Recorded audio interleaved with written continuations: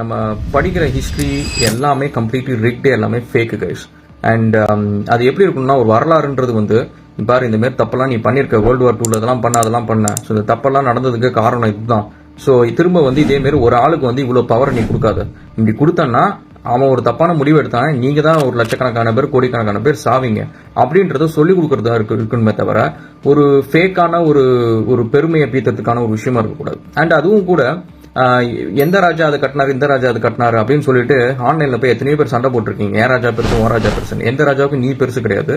அதே மாதிரி அந்த பில்டிங் எல்லாம் கட்டுறதுக்கு கீழே யாரோட எலும்புக்கூடு இருக்குன்னு பாத்தீங்கன்னா, இதே மாதிரி ஒர்க்கிங் கிளாஸோட எலும்புக்கூடு தான் அங்க இருக்கு. ஒவ்வொரு கண்ட்ரியும் கிரேட் வால் ஆஃப் சைனால இருந்து, ஷாஜகான் கட்டின தாஜ்மஹால்ல இருந்து, நீங்க வந்து பிரமிட்ல இருந்து எங்க போனாலும் சரி, அதுக்கு கீழே லட்சக்கணக்கான கோடிக்கணக்கான ஒர்க்கிங் கிளாஸோட எலும்புக்கூடுக்கு மேலதான் அதெல்லாம் கட்டப்பட்டிருக்கு. அதனால இந்த ஹிஸ்டரியை பத்தி பெருமை பேத்துறதுக்கு பதிலா இந்த ஹிஸ்டரியில இருந்து நம்ம கத்துக்கிட்ட அந்த தப்ப திரும்ப தெரியாம இருக்கிறது